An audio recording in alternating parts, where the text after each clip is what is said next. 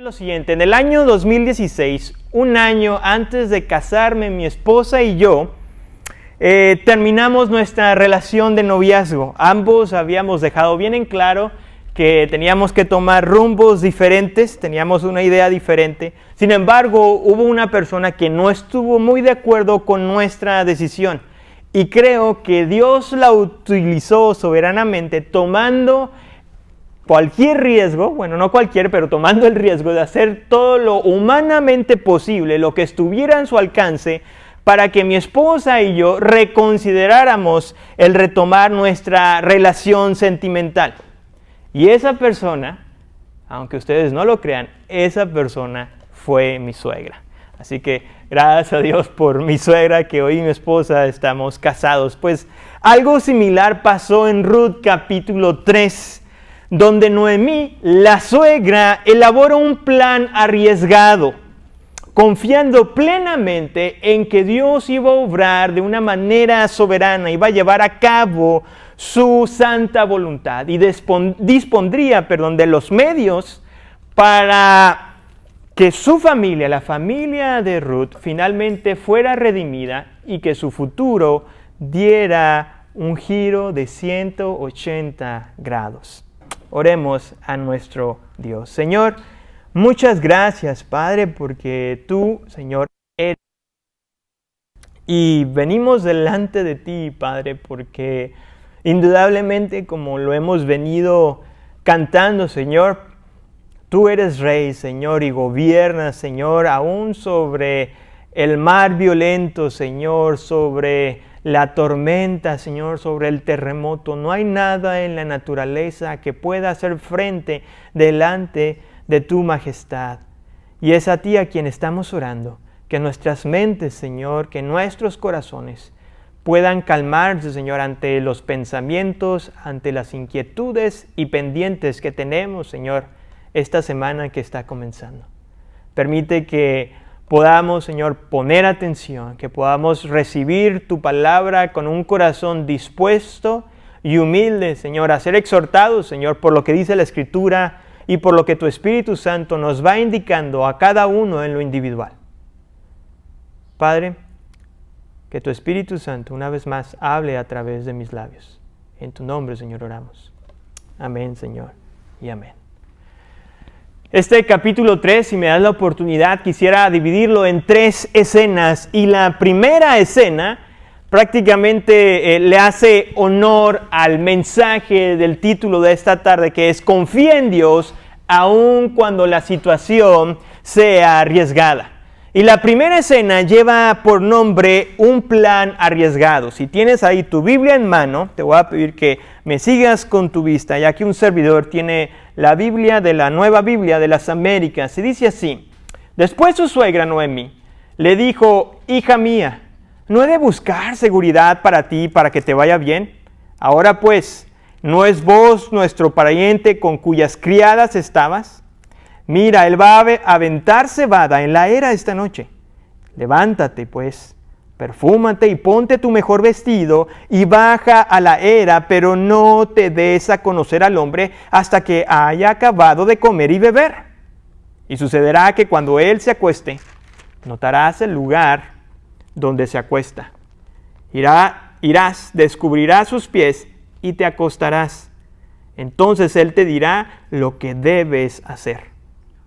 Ella respondió: Todo lo que me dices, haré. La amargura que había en el corazón de Noemí, esa amargura que venía cargando desde los campos de Moab, indudablemente había desaparecido por completo. Por la gracia de Dios, Noemí empezaba de nuevo a florecer, y aquel carácter por el cual se le conocía como amable, como placentera, empezaba a notarse en los tiempos de dificultad. Al comienzo del capítulo 3 se nos indica que fue ahora Noemí quien empezó a ver por la situación familiar, quien tomó la iniciativa de buscar las formas en cómo cambiar el futuro que tenían por delante. Y la estrategia de esta mujer, si quizás nunca has leído este libro, o tal vez ya lo hayas escuchado anteriormente, esta mujer, esta estrategia causa cierta tensión y nerviosismo en el lector. Porque indudablemente lo que acabamos de leer parece un plan muy arriesgado. E incluso para el lector del siglo moderno, sus instrucciones podrían rayar o podrían cruzar la línea de la inmoralidad sexual. Y como dije anteriormente, si ya habías leído este libro o habías escuchado una predicación en este pasaje, es probablemente que preguntas podrían venirse a tu mente, tales como, ¿acaso no pudieron haberse esperado y preguntarle a vos en la mañana? Digo, ¿por qué tenía que ser en la noche?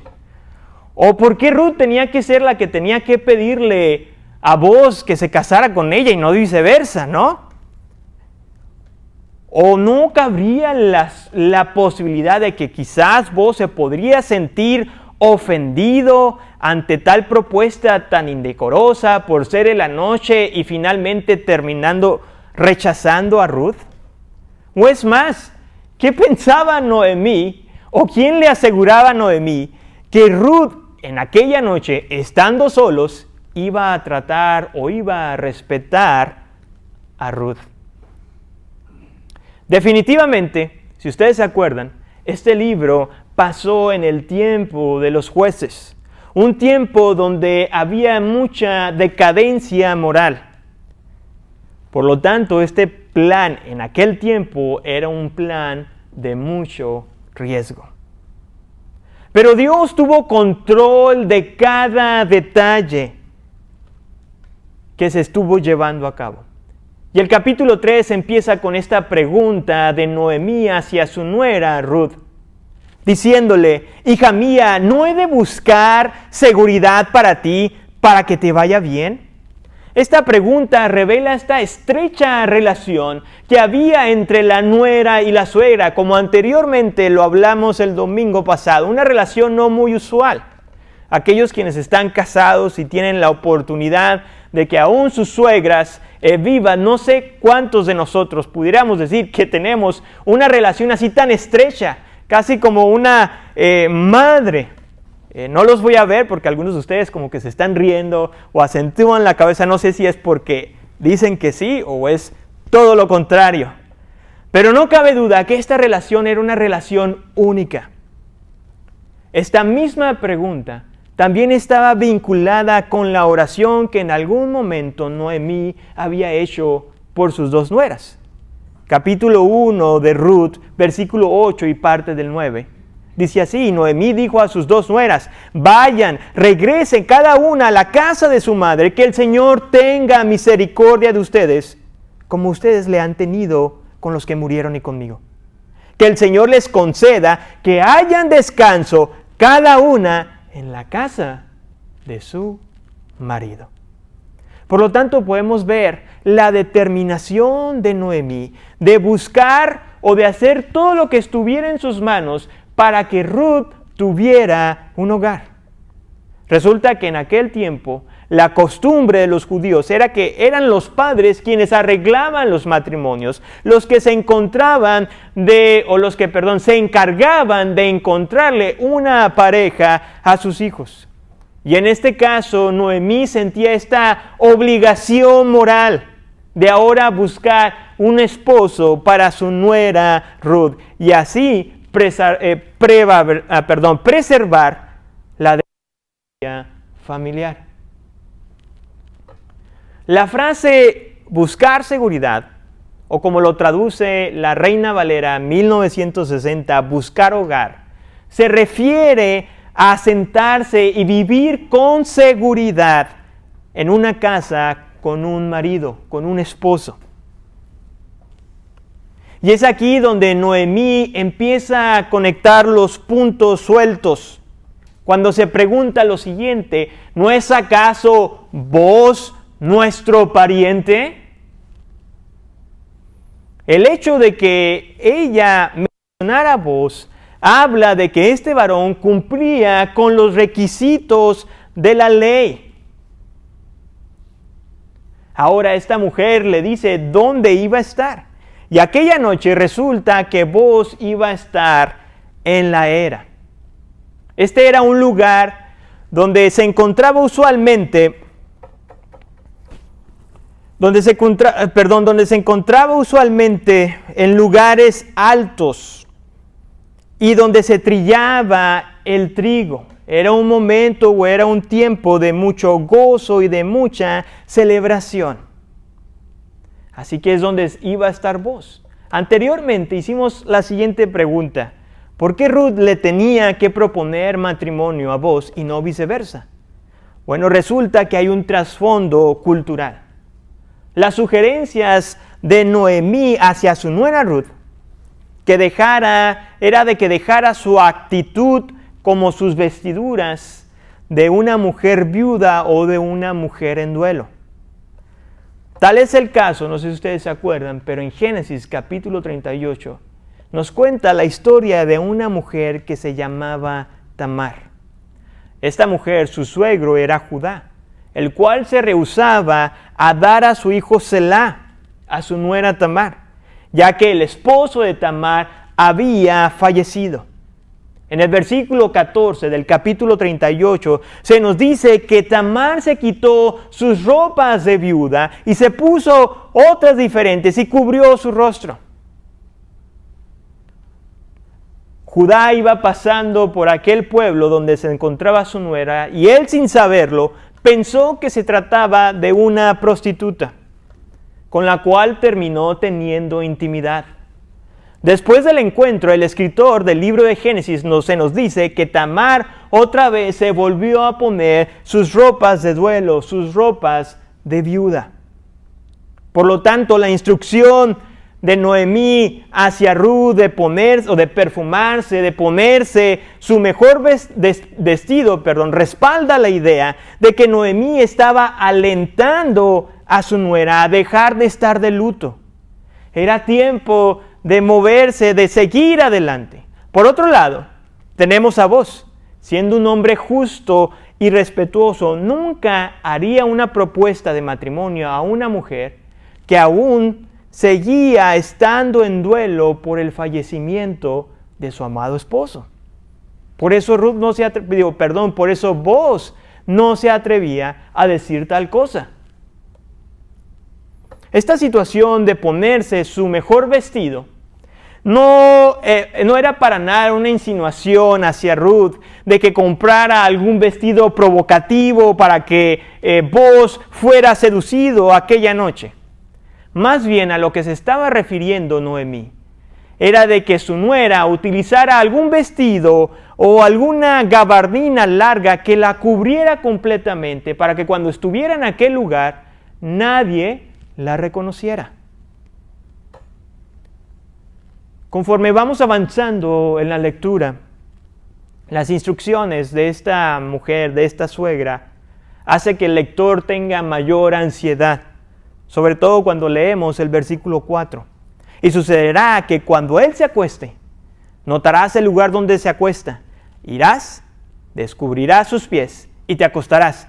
Entonces, él te dirá qué debes de hacer.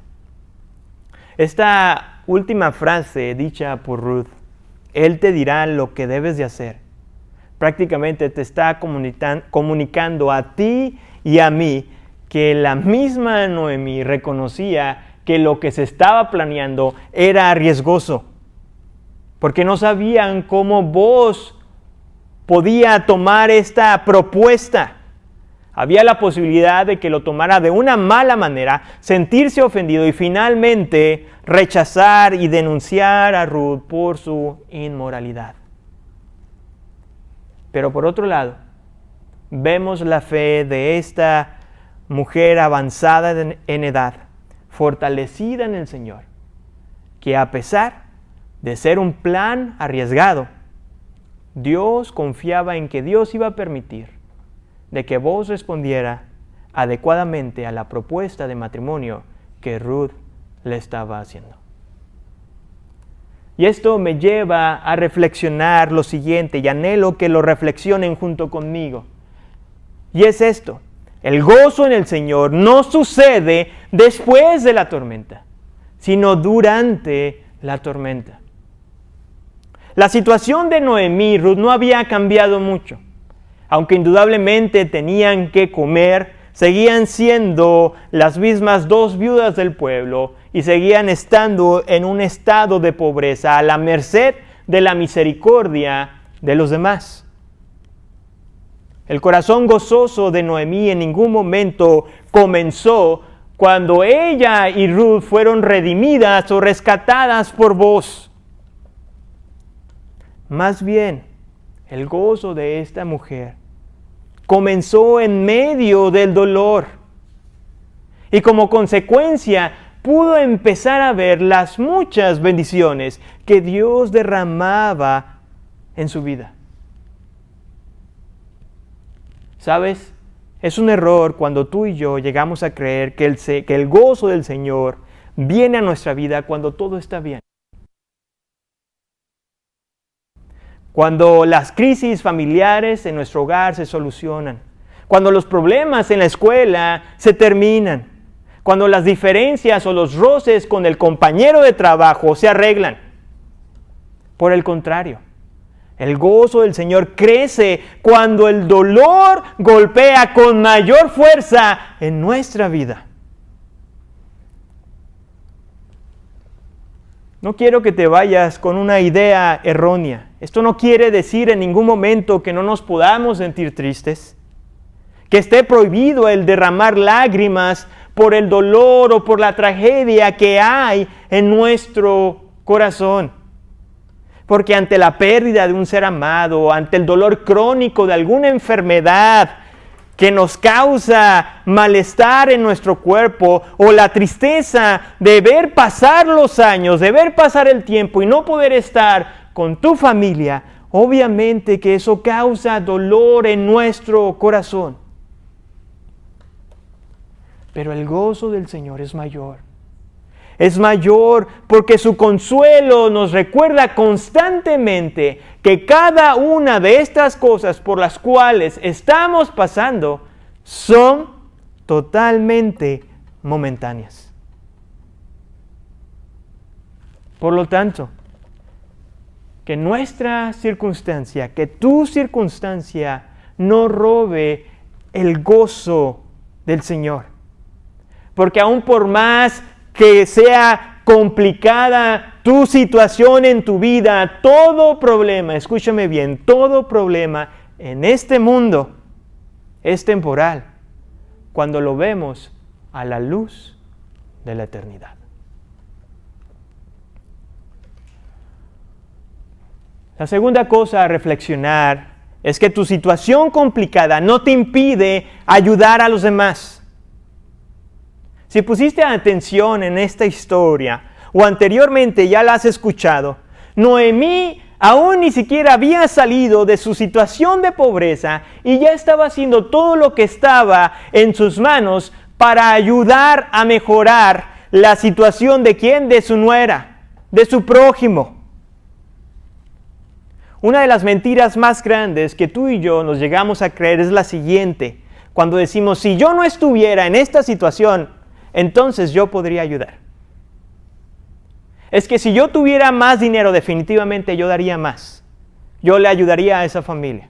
Es que si yo tuviera más tiempo, definitivamente estaría más comprometido en la iglesia, en el ministerio, en, no sé, ayudando a fulanito, a sutanito. Esas son las mentiras que llegamos a creer. Y que muchas veces justifican nuestra apatía. Sin caer en el legalismo, debemos entender que definitivamente hay circunstancias que nos van a limitar para ofrecer ayuda a otras personas. Pero permíteme decirte que siempre hay maneras de ayudar a otros, aún por más pequeño que sea. Siempre hay maneras en las que tú y yo podamos ser de bendición a alguien más. Y creo que el mejor ejemplo es la vida del Señor Jesucristo, quien despojándose de su majestad, quien era servido por los ángeles, vino a este mundo a servirnos, a servir a los demás. Hermanos y amigos, que el dolor físico o el dolor emocional nunca se ha utilizado como una justificación para nuestra apatía, para nuestra indiferencia de ayudar y bendecir a quien más lo necesita. Por el contrario, nuestro dolor, el sufrimiento por el cual tú y yo estamos pasando, debe ser visto como el instrumento que Dios utiliza en tu vida y en la mía para crear en nosotros mayor empatía con aquellos quienes sufren sin esperanza y sin un consuelo eterno. La segunda escena comienza en el versículo 6 y esta lleva por nombre una propuesta arriesgada. Versículo 6 hasta el versículo 15, la palabra de Dios dice así: descendió pues Ruth a la era e hizo todo lo que su suegra le había mandado. Cuando Booz hubo comido y bebido y su corazón estaba contento, fue a acostarse al pie del montón del grano y ella vino calladamente, le destapó los pies y se acostó. A medianoche Booz se sorprendió y al voltearse notó que una mujer estaba acostada a sus pies. Booz le preguntó: ¿quién eres? Y ella respondió: soy yo, soy Ruth, su sierva. Extienda pues su mano sobre su sierva, por cuanto es pariente cercano. Entonces él dijo: bendita seas del Señor, hija mía, has hecho tu última bondad mejor que la primera, al no ir en pos de los jóvenes, ya sean pobres o ricos. Ahora, hija mía, no temas. Haré por ti todo lo que me pidas, pues todo mi pueblo en la ciudad sabe que eres una mujer virtuosa.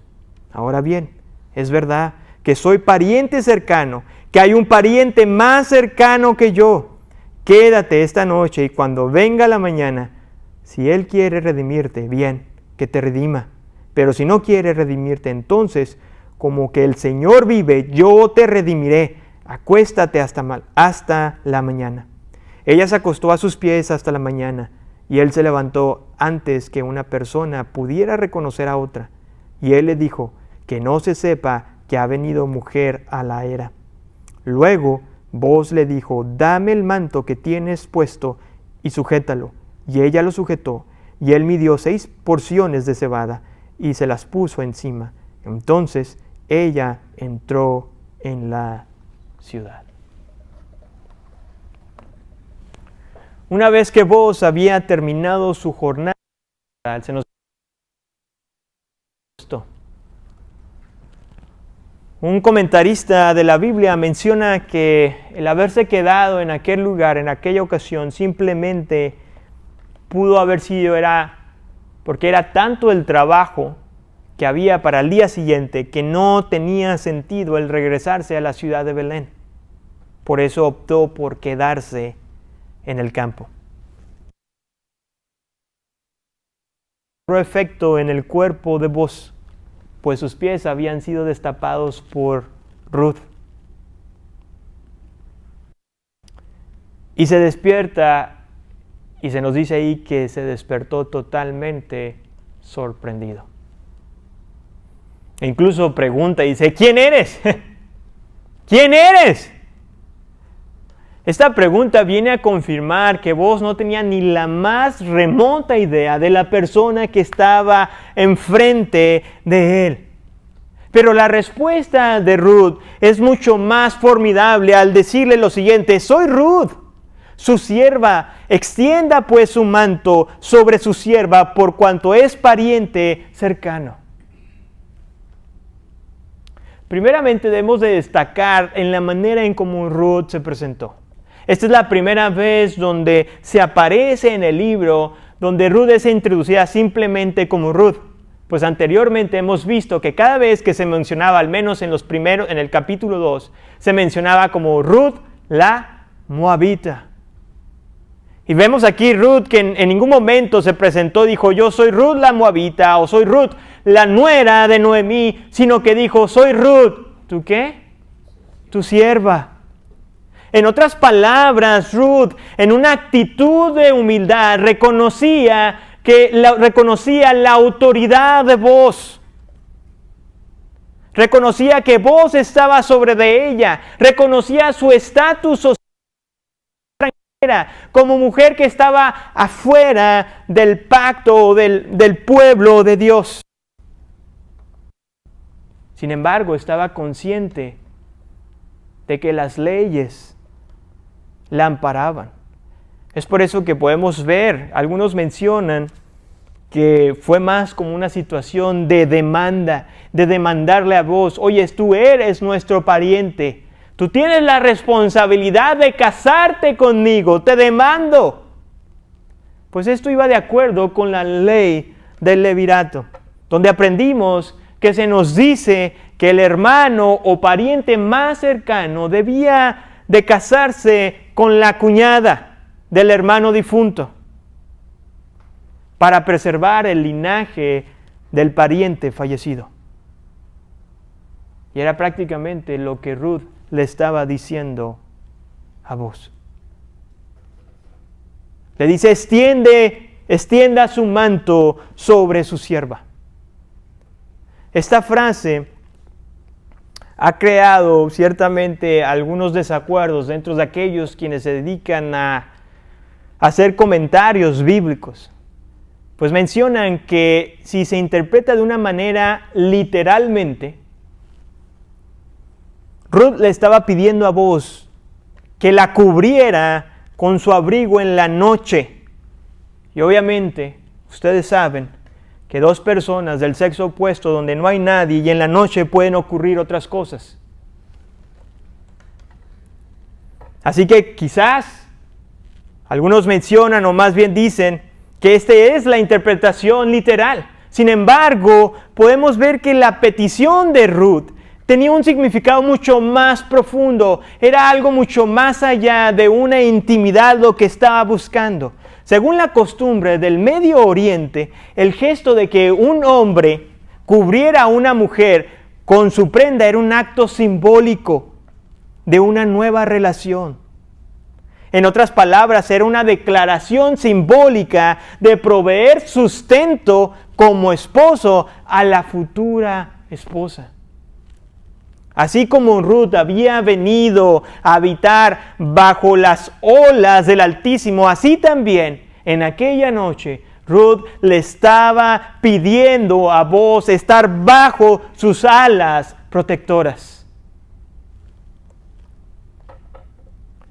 El pastor John Piper nos ayuda a imaginarnos la siguiente escena.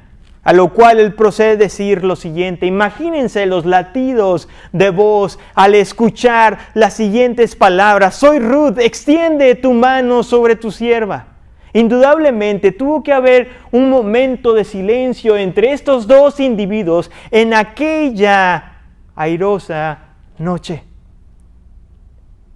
Mientras que Boaz en su cabeza estaba tratando de procesar cómo era posible que una mujer joven y virtuosa estaba proponiéndole a un hombre mucho mayor que ella matrimonio.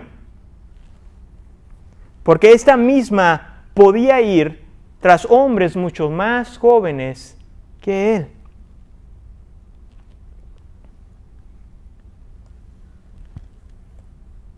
La respuesta que vamos a ver o que leímos, que acabamos de leer, de Boaz hacia Ruth, revela el carácter piadoso de este varón.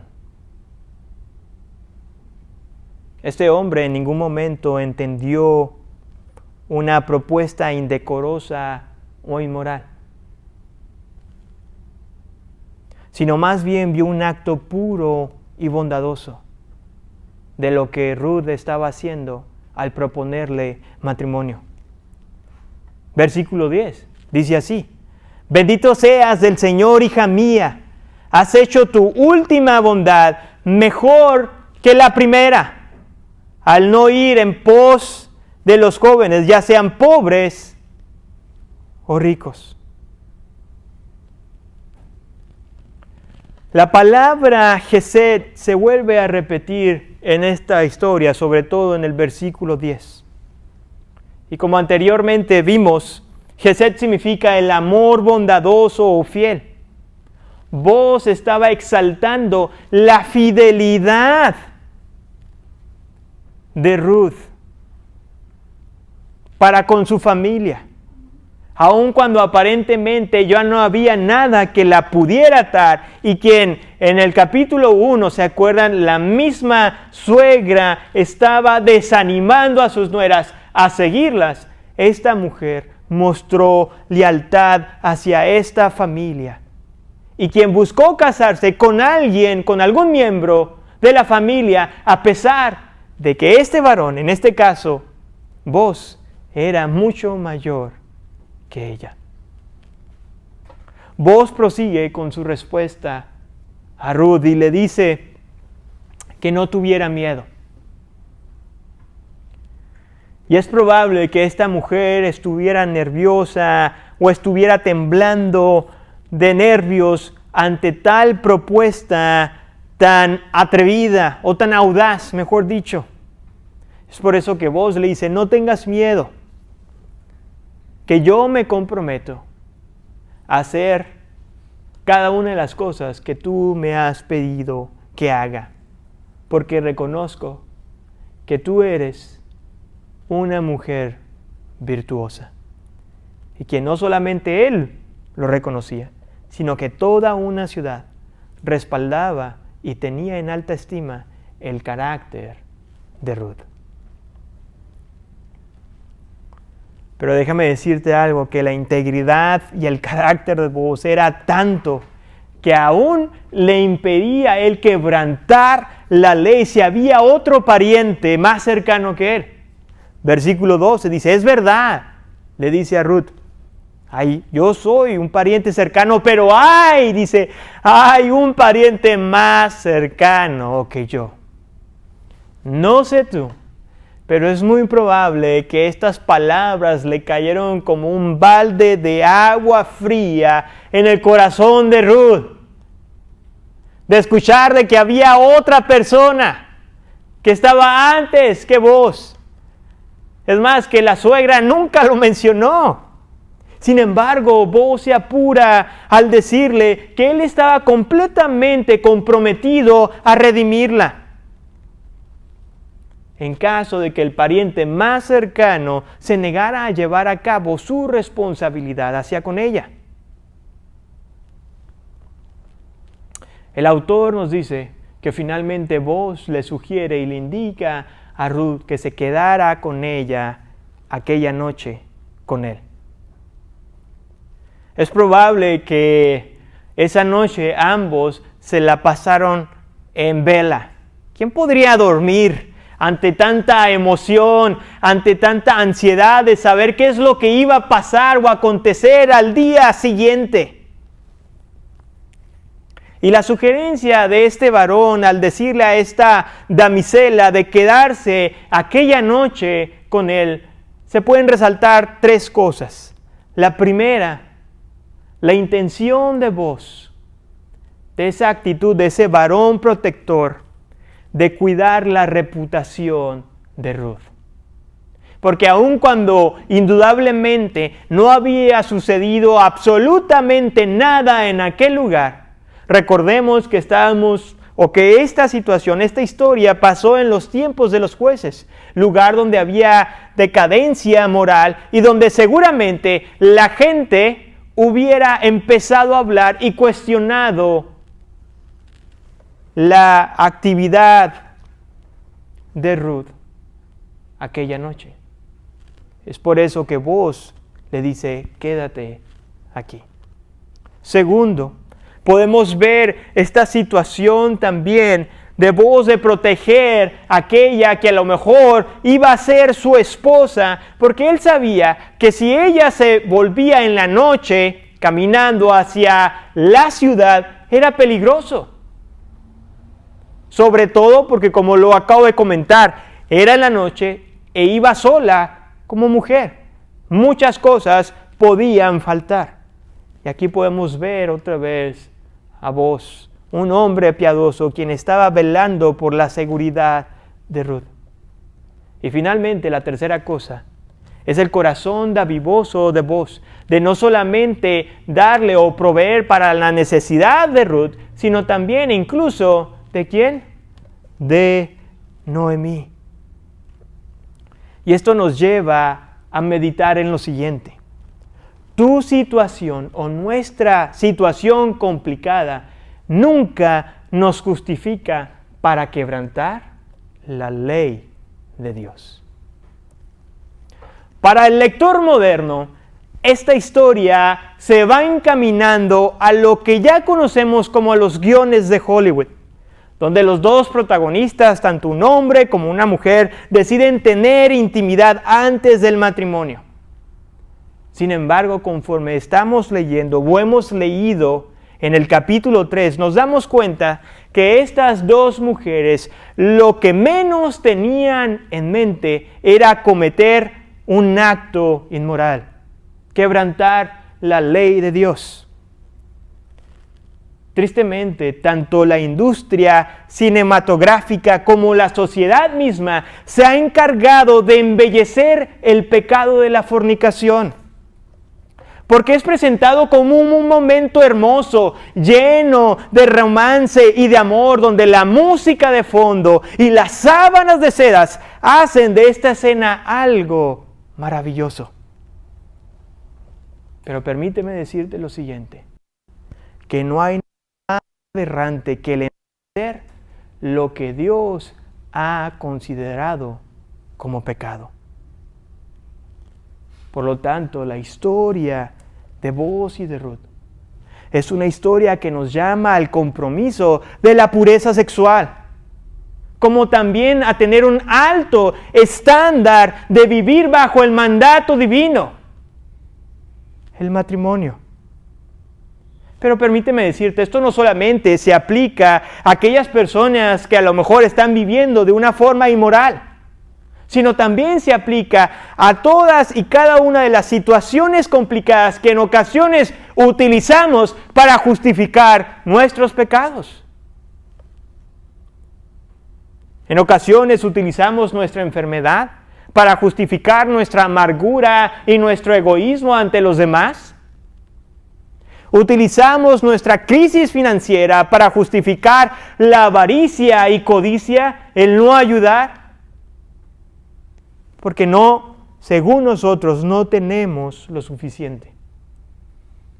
En pocas palabras, ninguna circunstancia de la vida nos exenta para quebrantar la ley de Dios.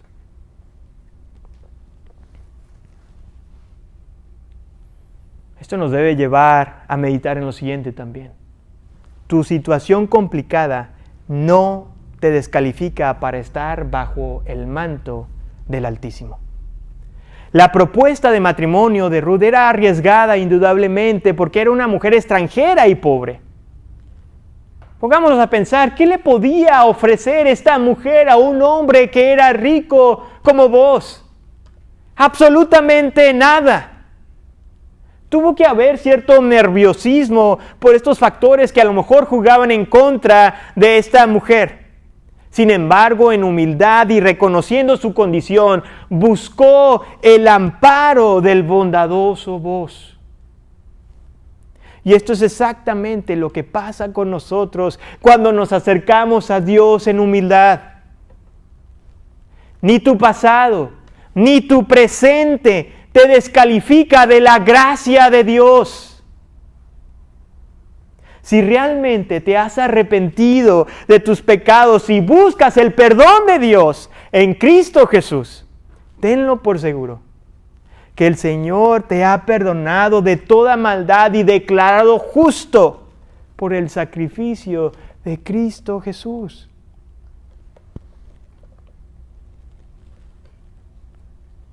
Nuestra última escena lleva por título Una espera arriesgada. Los siguientes versículos son del 16 al 18. Y la palabra de Dios dice así: Cuando llegó a donde estaba su suegra, ésta le preguntó: ¿cómo te fue, hija mía? Y Ruth le contó todo lo que Booz había hecho por ella. Y añadió, me dio estas 6 porciones de cebada, pues dijo, no vayas a tu suegra con las manos vacías. Entonces Noemí dijo, espera, hija mía, hasta que sepas cómo se resolverá el asunto, porque este hombre no descansará hasta que lo haya arreglado hoy mismo. Una espera arriesgada. Hermanos, si Booz y Ruth no pudieron dormir muy bien aquella noche, ¿qué te hace pensar que Noemí también pudo haber dormido? Seguramente estaba ansiosa, temerosa, nerviosa por la llegada y saber qué es lo que había pasado aquella noche, cómo le había ido a Ruth. ¿Había funcionado el plan? ¿Funcionó? Es a lo que vemos que que Noemí le pregunta a su nuera y le dice, ¿cómo te fue, hija mía? Cuéntame. El escritor nos dice que Ruth le dio prácticamente un reporte de todo lo que pasó y agregó en el versículo 17, dice así, me dio estas 6 porciones de cebada, pues dijo, no vayas a tu suegra con las manos vacías. Alguien sugiere que este regalo de parte de Booz era una muestra de su compromiso como varón de hacer todo lo posible para casarse de una forma legal con Ruth. Pero también, si esto no fue posible, también él se iba a comprometer para que el pariente más cercano cumpliera su responsabilidad. A lo que Noemí responde ante el reporte de Ruth y el regalo evidente de Booz, confiando en que la mano poderosa del Señor iba a obrar. La situación indudablemente se veía riesgosa, pero ella confiaba en que Dios iba a obrar de acuerdo a su santa voluntad. Y esto nos debe de llevar a ti y a mí a meditar en lo siguiente. La espera en el Señor no es activa, siempre es activa. La transformación de Noemí es una evidencia esperanzadora para todos aquellos quienes están bajo circunstancias difíciles. La fe de Noemí no se vio fortalecida cuando Dios contestó su oración. No, la fe de Noemí estaba fortalecida aún cuando no tenía nada. Porque ella sabía que dentro de sus capacidades humanas ya había hecho lo que a ella le tocaba. Ahora las cosas imposibles de esas se encarga el Señor. Por lo tanto, una fe fortalecida en el Señor no es aquella que ve con sus ojos físicos sus oraciones contestadas, sino aquella que confía en la santa voluntad de Dios, aun cuando sus oraciones no tienen respuesta. Oremos a nuestro Dios. Señor, venimos delante de ti y te agradecemos, Señor, por el libro de Ruth. Porque indudablemente, Señor, nos has llamado y nos has confrontado, Señor, a cada uno de nosotros. Y Padre, aquellos quienes a lo mejor están pasando por alguna situación difícil, aquellos quienes han estado orando, Señor, quizás por meses o incluso años por alguna petición. Padre, recuérdales, Señor, que tú eres un Dios bondadoso y un Dios misericordioso.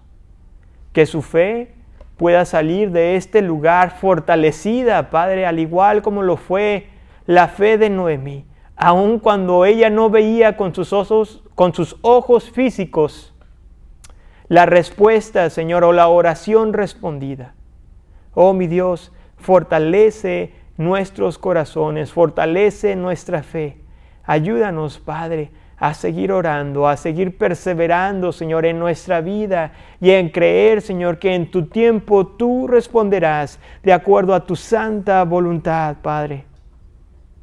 Por otro lado, Señor, aquellos quienes hemos sido confrontados por algún pecado, algo que debemos de confesar y de cambiar, que así sea, mi Dios. No permitas, Padre, que salgamos igual, indiferentes, Señor, ante tu palabra, indiferentes, Señor, ante lo que tú nos dices que debemos dejar de hacer. Porque llegará el día, Señor, en que ya no habrá una segunda oportunidad. Llegará el día donde tu Hijo no vendrá como un Salvador, sino como un juez, como un conquistador, y aquel día será demasiado tarde para arrepentirnos de nuestra rebelión. Oh, mi Dios, permite que nuestro corazón realmente, Señor, se sienta, Señor, contrito y humillado ante el pecado, ante un Dios santo. Conforta nuestras almas al saber que aun cuando tú eres santo y justo, tú también eres un Dios amoroso que perdona, Señor, al humilde de corazón. En tu nombre, Señor, oramos. Amén, Señor, y amén.